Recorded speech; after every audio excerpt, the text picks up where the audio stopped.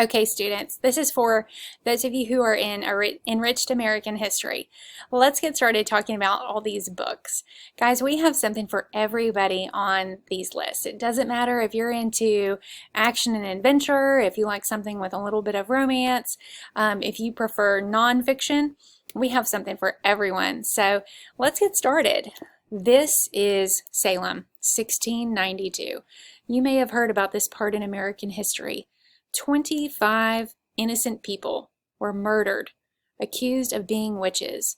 Some of those people were as young as 7 years old, men, women, and children.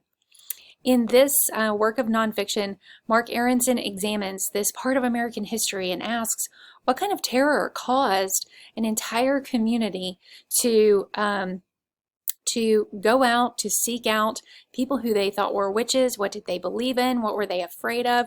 What might have been the real causes of the hysteria that seemed to overtake dozens of young girls in this community and accuse people in their community of bewitching them? If you like mystery, if you like something that is a little bit scary, a little bit frightening, you might check out this, The Mysteries of the Salem Witch Trials by Mark Aronson.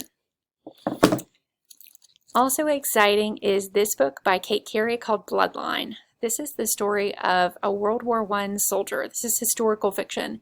He comes home from war and he is haunted by the gruesome nature of that trench warfare in World War I. But he also can't stop thinking about the almost superhuman capabilities of the commander of his regiment, Commander Harker. John, this soldier, seems to be trying to settle back into his life after the war and spending time with his sister, but he's pretty disturbed when that Commander Harker shows up. And there is some mythology related to Dracula, that infamous vampire. So this is something that has, again, something mysterious, something a little bit scary. And if you're into the horror genre, you might check out Bloodline. We also have some novels in verse on our lists. This one, Audacity, is one of those.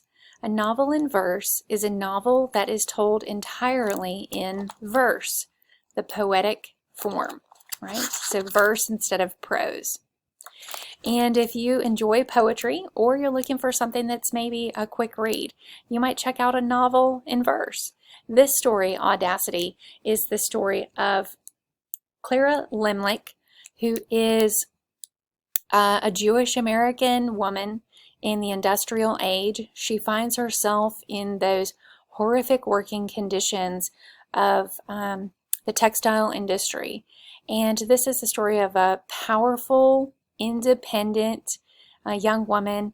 And since we're talking about American history and women's history, and that's the theme of the Guy Ray Conference this year, it's a really timely topic and a timely story.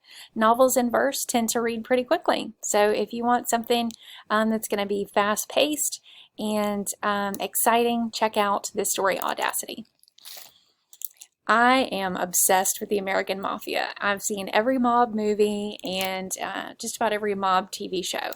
And so this is a book that I would definitely recommend for those of you who have a similar interest. This is Tommy, the Gun That Changed America.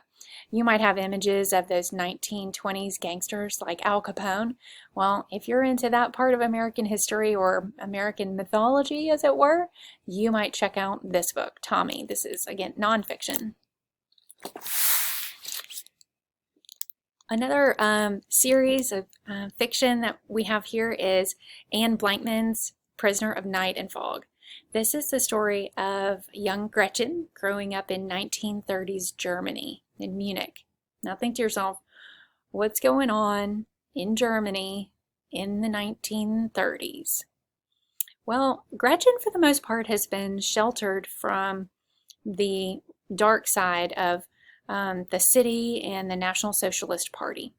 And she's got somebody special in her life looking out for her. Her uncle, Dolph. That's right. Her uncle is none other than Adolf Hitler. Gretchen is sort of independent thinking, though. And when she encounters a young Jewish journalist named Daniel Cohen, She knows that she should be disgusted with him. And she's learned so many things about the Jews from her uncle and from the propaganda in her hometown. But she can't help being drawn to him. And she starts to question what she's been taught and what she's been told.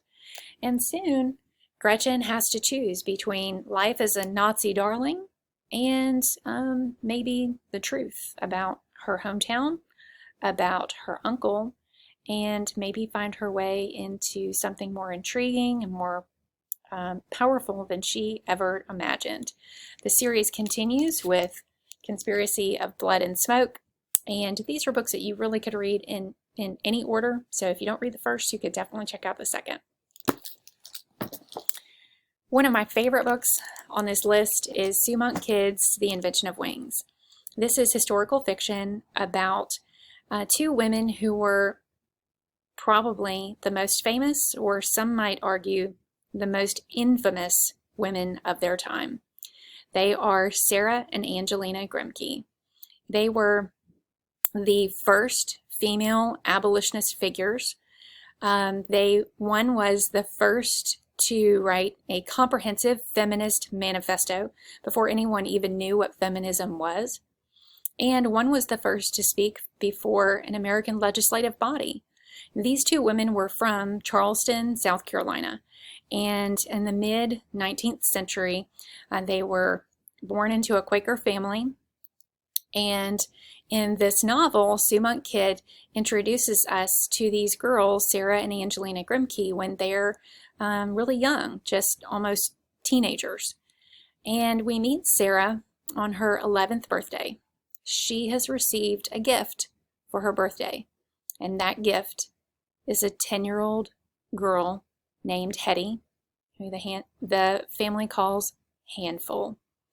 And it was really the story of Handful that captured me when I began reading The Invention of Wings. Handful is everything you imagine in a girl with that name. She is strong-willed, she is independent, and she's born a slave to the Grimke family. And she is, again, given as a gift to Sarah for Sarah's 11th birthday. And even though those girls have very different lives and different destinies, they are both independents, strong-willed, strong-minded, and rebellious. And I was very much intrigued with Handful's story. I was even more intrigued to learn that Sarah and Angelina Grimke were historical figures, real women, and they excited real change in the world around them. And as Sue Monk Kidd puts together this work of historical fiction, I thought it was also very fitting that she noticed the gap in the American history that we often learn about. And she created that voice of Handful to represent those voices of enslaved people who fought every day for their freedom and the equality that we expect in the United States. So this was a really exciting work. One famous statement that Sarah Grimke made in one of her public speaking engagements, she said, "All we ask of our brethren is that they remove their feet from off our necks." She was saying that women don't want to be men. We're not trying to be men. We just don't want you to keep us down anymore. And that sentiment was echoed by another famous woman, the notorious RBG. Ruth Bader Ginsburg, who many of you recognize as one of the U.S. Supreme Court justices and one of the most famous or infamous feminists in American history, perhaps in the world.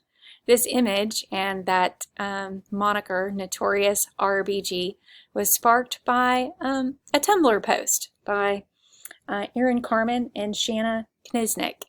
And it turned into this wonderful book that tells the story of RBG's life and her work, not just on the Supreme Court, but before her arrival on the Supreme Court.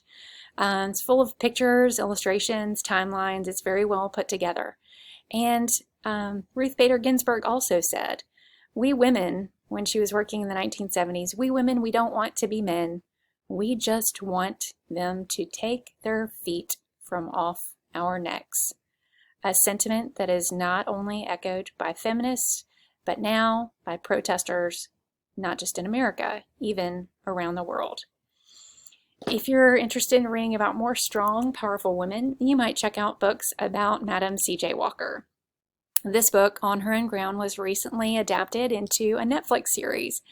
And even though I really was kind of disappointed in the Netflix series, it was kind of slow, I did appreciate the actors that they selected. I really enjoyed this story even more.